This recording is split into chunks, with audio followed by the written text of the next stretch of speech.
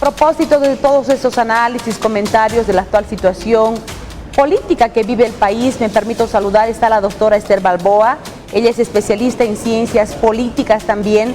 Y bueno, permanentemente ha estado con nosotras y vamos a nosotros establecer análisis en función de lo que está pasando en Cochabamba y el país. Doctora, ¿cómo está? Muy buenos días. Qué grato saludarla. Bienvenida al programa de Primera Mano.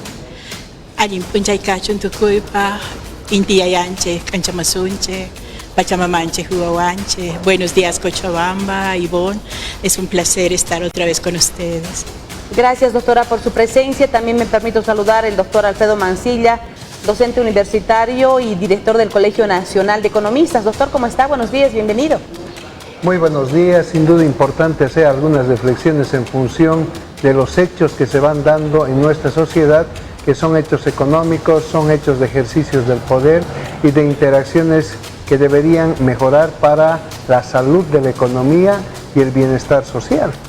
Doctora, gracias por su presencia, reiteramos, pero nos gustaría conocer cuál es el análisis que usted realiza en función no solamente de los planteamientos que acabamos de escuchar, que pueden ser alternativas a una crisis que está viviendo Cochabamba y el país en función no solamente de la situación política, y es que lamentablemente muchos políticos que están en función de gobierno están permitiendo que no estemos bien económicamente, no están viabilizando soluciones al tema de educación, el tema de salud.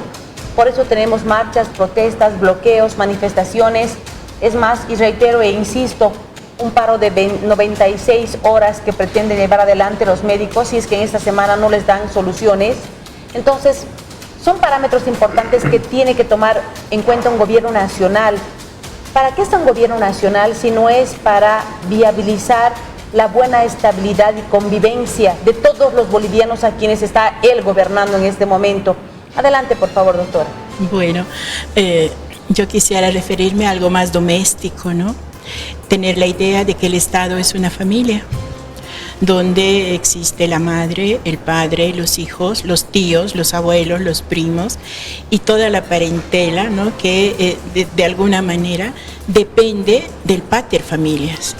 O sea, nuestro Estado boliviano es como una gran hacienda de familiares, donde cada quien tiene su casa en un lugar, en otro, está cerca del agua, está en el cerro, y tiene diferentes necesidades, y tiene gente también a su cargo de diferentes edades, por ejemplo, bebés, niños en la escuela, jóvenes que quieren, bueno, estudiar, quieren irse a otros países, quieren tener otro tipo de profesiones, en fin. Entonces, si nosotros no tenemos esta idea, esta metáfora de la familia como un Estado, ¿quién lleva las cuentas de esta familia? Será el jefe de la familia, ¿no? Que tiene su escritorio y ahí está todos los días con las cuentas a pagar, y tiene dos cajas, una en la que entra dinero y otra en la que sale. No hay más cajas, ¿no? En un Estado es lo mismo, ¿no? Entonces, en el Estado actual, ¿no? Se ha gastado más de lo que se tenía. Entonces la caja de entrada está vacía. Entonces, ¿qué ha dicho el papá? Ha dicho, bueno, hay que prestarse, hay que acudir a los parientes lejanos, ¿no? Al tío de fulano de tal, de Estados Unidos, de China, de tal. Esos tíos que nos presten, que nos den la plata, y nosotros con eso vamos a hacer nuevas empresas, ¿no? Vamos a hacer nuevos emprendimientos, ahí vamos a poner esa plata y nos va a dar ganancias. Pero sin tener un plan, un proyecto en la mente, ni siquiera en los papeles. Han actuado muy impulsivamente en este sentido, pensando que la situación, no de la familia, sino del mundo, va a seguir la misma. Pero sabemos que la situación del mundo ha cambiado, hay un estallido muy grande en Wall Street, la guerra de Ucrania y Rusia está terminando con las economías occidentales y en este momento están sufriendo Europa, sobre todo los países como Alemania, que era la gran locomotora europea. Yo tengo muchas noticias de allá donde están sufriendo realmente una recesión económica. Entonces no hay el flujo de dinero, es decir, los tíos se están quedando sin plata. Todos los tíos están buscando otras cosas que hacer. Y que les devolvamos el dinero además. Claro, y ellos dicen, devuélvanos, nosotros les hemos prestado tanto de interés, la garantía y tal y cual, ¿no? Y dice, bueno, pero ¿qué vamos a hacer? No podemos devolver, dice el papá. Entonces dice, bueno, busquen, a ver, debe haber petróleo en algún lado, debe haber gas, debemos sacar de alguna forma, ¿no? Y entonces se pierden los esfuerzos en búsquedas, ¿no? En el gas, en todo esto, pero sin embargo las cuentas siguen, ¿no? Y sigue creciendo y claro, y las necesidades, porque la hermana mayor se ha embarazado otra vez y tiene trillizos, y el otro también, y entonces eso es salud, eso es educación, ¿no? Todas las demandas empiezan a aumentar. Bueno, y estamos en la situación, para terminarse el cuento de este papá, de este país que tenemos, pues lo que ha hecho es decir, que chillen, a mí no me importa, que protesten, la cosa es que vamos a alargar esta cosa, nos vamos a prestar, vamos a tapar este agujero con esta cosa, este otro agujero con esta otra, tapando agujeros. ¿Por qué? Porque se vienen las elecciones el próximo año, ¿no? Y decir, bueno, aguantaremos hasta ahí y con una nueva elección ya vamos a estar teniendo tiempo de solucionar. Estamos en esa situación en Bolivia, donde las cosas se van alargando como chicle, esperando que en el imaginario, ¿no? de esta familia se solucione con una nueva elección y que un nuevo presidente haga lo que tiene que hacer. Y claro, al interior de, digamos, este papá irresponsable dice, bueno, yo he hecho lo posible y ahora me voy a desdecir, porque la pelea que se ha dado con su primo mayor, que también fue el otro responsable anterior, entonces dicen, bueno, ¿para qué nos vamos a pelear? Vamos a acudir a un tercero. Y yo estoy segura que el masismo va a poner un tercero, ni uno ni otro, para dar la impresión de que es todo nuevo, de que se viene con un nuevo planteamiento, con un nuevo gobierno, etcétera, ¿no? Y la oposición, pues son los primos gritones, ¿no? O sea, también forman parte de esta familia, también tienen sus ganancias, también tienen su parte en esta familia, pero solamente gritan y no proponen, ¿no? Y si proponen las mismas cosas, pero tal vez de una forma un poco más visible que lo que hace el padre de familia actual. Entonces, lo que quiero decir es de que todos somos la misma familia, todos tenemos un rol en este Estado, todos somos parte, copartícipes de lo que está pasando, y hagamos lo posible en el lugar que estemos para hacer las cosas mejor, y no esperemos que un nuevo gobierno, o sea, un nuevo papá nos venga a decir lo que tenemos que hacer. Hay que madurar. Yo sé que 200 años de vida, ¿no? de un país es estar en la adolescencia, o sea, esto no, 200 años para la vida de una república es poco, ¿no? Todavía se están rearmando las circunstancias, pero porque precisamente somos una democracia joven, solamente de 200 años, entonces tenemos la oportunidad de rehacer las cosas que nos hemos equivocado y repensar este mundo en función de lo que está sucediendo no solo adentro de nuestro país, sino también afuera. Para comprender fácilmente, ¿no? el ejemplo que nos da la doctora de que Bolivia es una familia, y definitivamente debemos comprenderla de esa manera.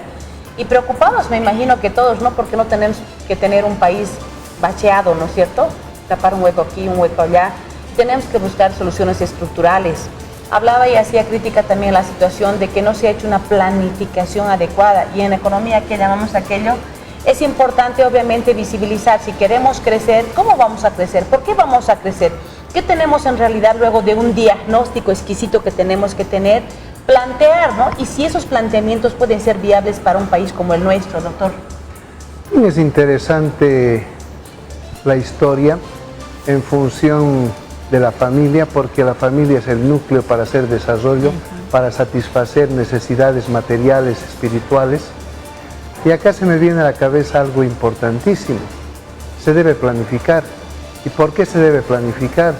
Porque cada actor en la familia tiene que cumplir un rol, y el complemento de roles en el disentimiento sano debería permitir gestar la inversión, y la inversión incide en el multiplicador de esa gran economía, en el retorno o en el resultado, además en el impacto para construir sociedad.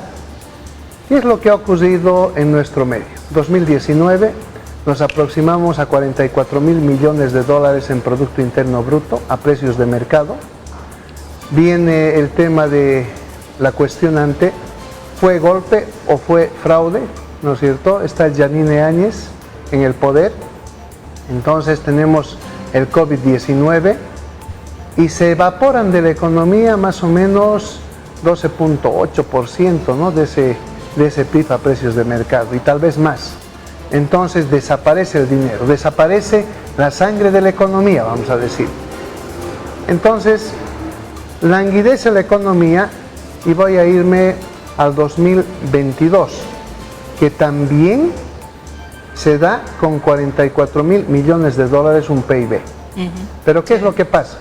Apliquemos el valor del dinero en el tiempo, la inflación, la especulación de mercado en la teoría. Entonces, los 44.000 millones de dólares aproximados que tenía Bolivia tenían cierto poder adquisitivo para la población. Los del 2022 tienen menos poder adquisitivo. ¿Qué estamos viviendo? Una estanflación. Porque si bien ha crecido la economía boliviana, no ha crecido a la velocidad adecuada, no se ha activado la economía boliviana y mucho menos se ha reactivado. El activarse significa, colocamos en términos reales, el dinero, ¿no es cierto?, que se ha perdido y que por supuesto dinamizan el multiplicador de las inversiones. Y no se ha dado eso. Y la población aumenta, la gente hace más guaguas, hay más expectativas. Entonces no se está cumpliendo, el papá no está cumpliendo, el presidente no está cumpliendo, ni los políticos. Y le ponen la cortina de humo que se llama discordia para hacer, si quieren un poco de analogía, el circo romano, ¿no?, para distraer a la gente. Pero no estamos haciendo economía real. 85% de la producción está en el lado informal. Y ahora viene lo interesante, porque he dicho la palabra estanflación. Hay una inflación escondida, ¿no es cierto?, por manejo estadístico, pero también ahora lo desnudo de esta manera. Las reservas internacionales netas han disminuido, se han comido el ahorro. El 2019 se han llevado en maletines también los dólares, las barras de lingotes de oro que son parte de la reserva.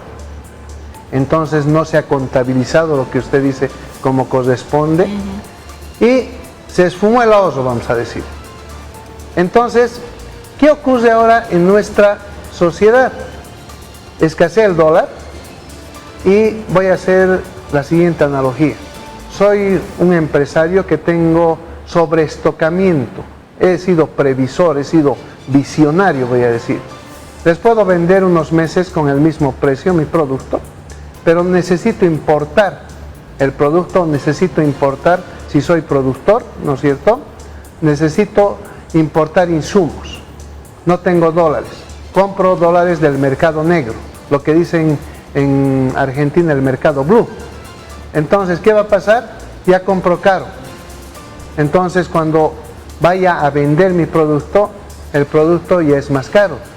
Entonces, ahí ya se está demostrando la inflación. Y cuando la gente no confía en su gobierno, entra en una especie de psicosis. Entonces no va a hacer circular tampoco los dólares, ¿no? La gente tiene dólares debajo del colchón y tiene mucha incertidumbre. Y eso está ocurriendo en nuestro medio, gracias a que los gobernantes históricamente no han sido visionarios. Los papás han sido parte de la historia, les han puesto en libros, les han puesto en pósters, pero los resultados e impactos no son significativos. Importante hacer el análisis y con estas analogías para comprender un poco más sobre la actual situación. Estamos prácticamente a un año de las elecciones nacionales, el 2025. Ya estamos conociendo, doctores que están con nosotros el día de hoy en este análisis, ya se está conociendo algunos planteamientos de partidos políticos, personas que pretenden no solamente la presidencia, ministerios y demás, lograr el gobierno, lograr, entre comillas, estabilizar el país en esta situación caótica que se está registrando, de acuerdo, reitero una vez más, a un diagnóstico que todos lo realizamos comenzando de casa, ¿no? Estamos bien económicamente en casa, trabajamos lo suficiente para ganar el salario mínimo nacional, nuestros hijos tienen educación, tienen atención de salud, pues que tengo que madrugar a las 2 de la mañana para gastar una ficha y a ver si me dan y a ver si alcanzo, ¿no es cierto? Los conflictos que hay en la zona de Tisqui Norte con el hospital también, para ver si hacen funcionar o no. O sea, son pequeños ejemplos mayúsculos para muchas personas que sufren esta situación crítica que se está viviendo en el país, más aún si son de escasos recursos económicos. La pregunta para mis dos invitados: en todas estas semanas y meses hemos escuchado posibles soluciones que puedan viabilizar, a tranquilizar a los bolivianos ¿Son viables estas soluciones, estas alternativas que plantean ya algunos políticos? Y sabemos que va a ser mucho más, ¿no?, a partir de la fecha, porque nos vamos acercando cada día más al 2025, donde se van a llevar adelante las elecciones. Bueno, la verdad es que se ha publicado, no sé si esto es correcto o no, que existen 23 candidatos. Más los dos en pelea, no sabemos si Arce o Morales. Entonces estamos hablando de 25, 27 candidatos. En Estados Unidos 2 candidatos, ¿no?, se presentan. Exactamente, ¿no? O sea, para que el ciudadano pueda decir.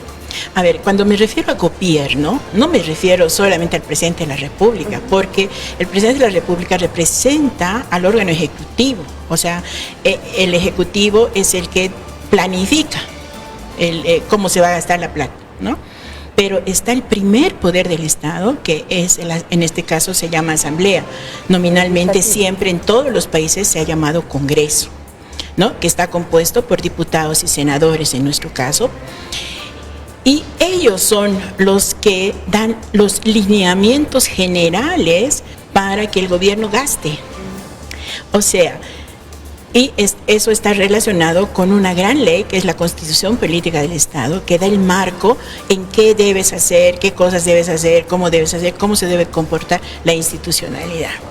Entonces, nos estamos refiriendo también a diputados y senadores que tienen su cuota aparte en lo que estamos viviendo, y el primer poder del Estado no ha funcionado.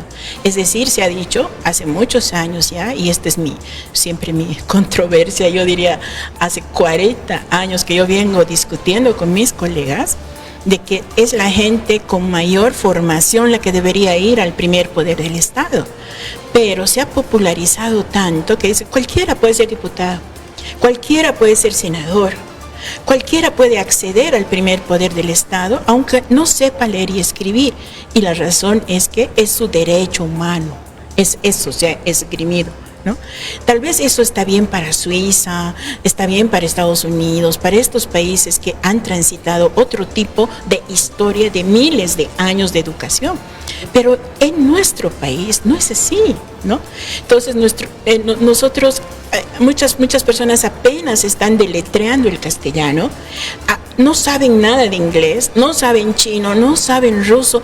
Entonces, ¿cómo van a poder ser diputados y senadores? O sea, estamos hablando solo de un nivel mínimo de conocimiento de qué estoy leyendo y a qué me estoy comprometiendo. Y entonces debemos decir que la Asamblea de nuestro país, en todos estos años, no solamente el gobierno del MAS, que son ya casi 16 años, sino antes, ¿no?, solamente es un lugar donde hay componendas, se levantan las manos, pero nadie está consciente de aquello que es lo que debe ser el progreso de nuestro país, ¿no? Entonces también tienen su cuota aparte, ¿no? Entonces deberíamos analizar quiénes son los diputados por Cochabamba y a qué han llevado a Cochabamba a esta ruina. ¿Quiénes son los senadores por Cochabamba que han consentido que estemos en esta situación en Cochabamba, ¿no? Por otro lado está la policía, está sobre todo está este gran poder coercitivo que es la justicia, la que es el tercer poder del Estado, que involucra justamente analizar hasta qué punto se está cumpliendo la ley o no se está cumpliendo. Y la justicia tiene el deber de investigar también al Ejecutivo, ¿no?, y también al Legislativo. Por lo tanto, ¿cómo funciona el poder legislativo en nuestro país? Prisionero, y siempre ha sido así, porque siempre se ha dicho, ¿no?, ten cuidado con la justicia boliviana, siempre se ha dicho. Yo escuchaba a mi abuelo decir que uno de los males de Bolivia era la justicia. Estamos hablando de 100 años atrás. Entonces, la justicia también tiene su cuota aparte en, ¿no?, todo lo que dijo usted, doctor, los contratos que se forman, estas empresas que seguramente tienen sus contrapartes en China, en otros países. ¿Qué es lo que dice la letra chica del contrato para que estemos en esta situación? Entonces, la justicia también tiene su cuota. ¿Quiénes son los magistrados? ¿Quiénes son los directores de la magistratura aquí en Cochabamba? ¿Quiénes son el doctor fulano y el doctor merengano que han puesto su firma para que ocurra todas estas cosas? De eso no se dice, solamente se habla de un caudillo adelante y que tiene la culpa de todo. Pero vemos de que el Estado es un entramado, es una red, ¿no? Ahorita utilizaría yo una palabra quechua que ilustra muy bien lo que pasa en nuestro país, es una chipa. no sabes dónde está el nudo para desatar esta marea, ¿no? Estamos todos chipados con todo y cuando cortas algo resulta que al otro lado está peor, ¿no? Entonces, esa es la situación del diagnóstico en Bolivia y cada quien de los 23 candidatos te dice, yo he hecho el diagnóstico de la chipa y sé dónde voy a desatar, ¿no? ¿Cómo vas a hacer? Bueno, te dice algunas cositas, pero lo voy a decir en campaña. Yo he visto todas las propuestas, pero todavía lo voy a decir en campaña. Entonces tampoco hay una sinceridad, ¿no?, de querer arreglar las cosas, sino solamente de poder disfrutar de lo que se llama las mieles del poder, que en realidad yo diría que no son tales mieles, sino que es falta de conciencia realmente para arreglar nuestro país y la perseverancia que habría que tener, no ser solo candidato, sino empezar a trabajar desde hoy, desde nuestra casa, cada uno, sintámonos candidatos de nuestra propia familia y hagamos las cosas bien. Seguramente desde ahí va a repercutir a la parte social, política, que no está, por supuesto, bajo nuestro alcance, porque somos simples ciudadanos de a pie y solamente a veces solo nos queda quejarnos y no proponer. ¿Qué cosas vamos a proponer? Propongamos en nuestra casa, en nuestro puesto de trabajo, en el mercado. No, yo sé que este programa se escucha, las caseritas nos están viendo en este momento. Entonces, regular los precios, dar una mayor movilidad a toda esta informalidad. ¿Cómo podemos llegar a ser formales? En fin, queda en nuestra inteligencia y en nuestro poder el poder mejorar esto. Doctora, me sorprende de alguna otra manera que lo hagamos tan fácil este tema, ¿no? En el entendido de que todos podamos y tenemos que asumir responsabilidad. Bolivia está como está porque todos somos corresponsables de ello, ¿no es cierto? Y cuando hablamos de la chipa, creo que todos estamos con esa chipa, ¿no? Y me parece un tanto egoísta, me atrevo a decir el término, de aquellos 23 candidatos que dicen en mi campaña lo voy a decir cuál es la solución. Pero ellos van a permitir que más de un año todavía que falta para las elecciones, van a permitir indirectamente que sigamos viviendo en este entrampamiento, en esta chipa. ¿Por qué no lo dicen desde ahora, no? ¿Por qué no hacemos viable las soluciones? Porque un año más vamos a todavía estar en este problema. Yo soy el salvador, el iluminado, y en mi campaña voy a decir cuáles son esas varitas mágicas que voy a desenredar todo este meollo que tenemos en el país. ¿Por qué no lo hace antes? Ese político ahora me imagino que tiene pues sus diputados o senadores en el Parlamento. Entonces, porque a través de ellos no hace planteamientos para que salgamos de esta situación caótica que vive el país, insisto. ¿Eso no es una actitud egoísta acaso? Doctor, para finalizar, por favor, su complemento en función de esto, ¿no? Porque hay una corresponsabilidad y recién nos van a hacer vivir soluciones, supuestamente, porque tampoco no tienen varita mágica, y que vengan, son elegidos como presidente y demás, y van a solucionar el país. Sabemos que todo tiene un proceso, y no es como nos los pintan los políticos. Y algo interesante, en el país de la chipa, me recordó a las clases de macroeconomía, ¿no? Hablar de ese tema. Claro, o sea, el país de la chipa es el país de la corrupción, sí, de los amarres, de esos nudos mal estructurados, vamos a decir, que no permiten hacer institucionalidad y no dan oportunidad a las personas que sí estudian. El iletrado es el que tiene premio. El iletrado toma decisiones que tienen que ver con la aplicación de miles de millones de dólares. Así es. Entonces, ese es el problema en nuestro medio. ¿Cómo llegan al poder estos sujetos? El compadrerío, la farra, esa estructura política que nos ha de... los cabellos ahí. Claro, eso es parte de su vida cotidiana, ¿no es cierto? Entonces, la persona que estudia, o sea, plantea, pero los otros no comprenden. Y si comprenden, el negocio no es bueno.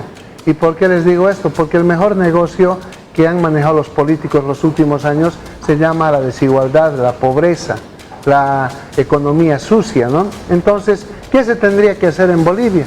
Definir de verdad un modelo de salud, nutrición, educación para la producción que en verdad aproveche la diversidad de culturas, vamos a decir, de pisos ecológicos, y nos pongamos a trabajar en economía real, ¿no?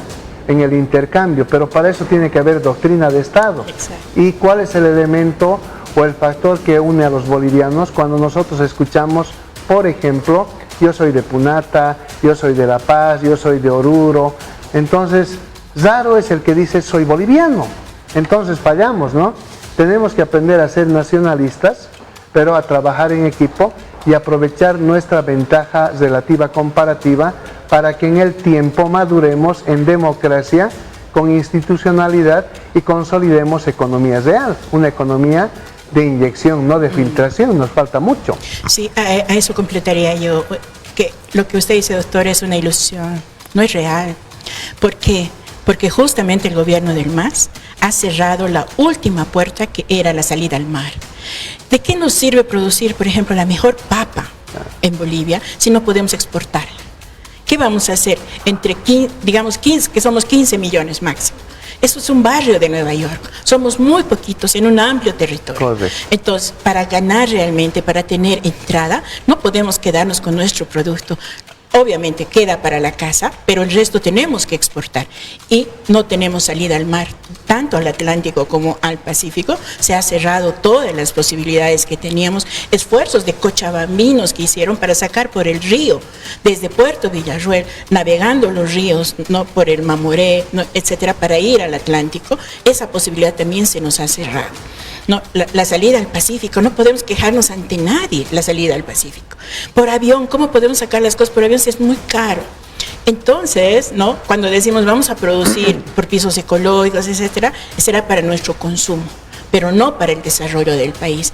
Y esto es una cuestión internacional. Nosotros tendríamos que hablar con los amos del mundo, porque sabemos que en este mundo solamente 300 familias gobiernan todo el mundo y son 7 poderes que gobiernan. Se van a reunir la próxima semana los 7 en este grupo de los 7.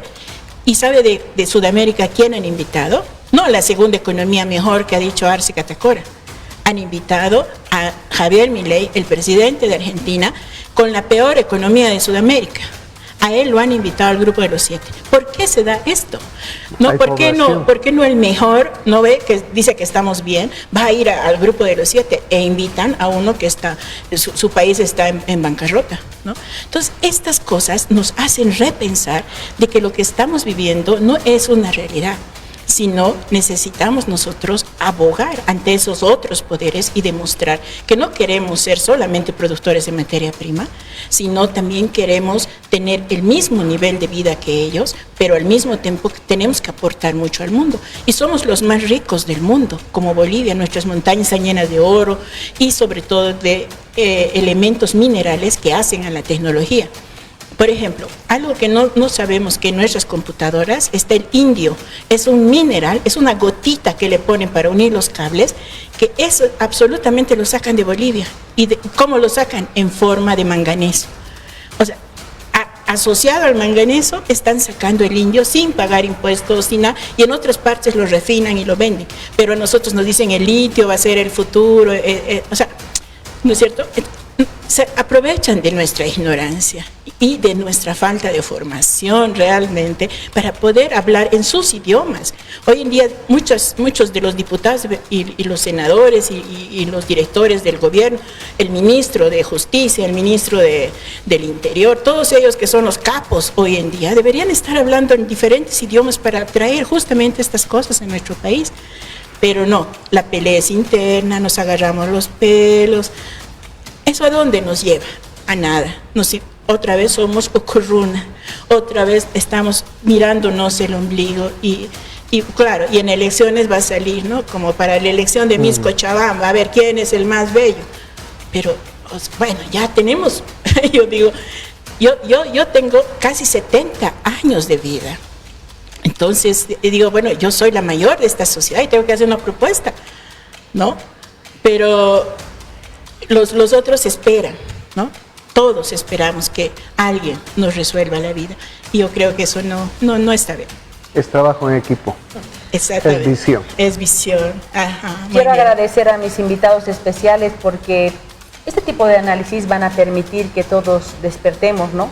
En el Día del Periodista decíamos de que los periodistas de alguna otra manera abren esas mentes brillantes de la población y de verdad que tenemos gente muy educada, muy capacitada, pero la mayoría creo que se deja nomás estar porque hemos tenido un gobierno que no sabía ni leer ni escribir en en resumen, y porque yo no puedo ser también autoridad, hay que hacernos una autoevaluación, ¿no? Sabemos, conocemos, estudiamos, por lo menos hablamos 2 idiomas, el nativo por lo menos hablamos, dominamos, y otros idiomas más como el inglés, que es universal.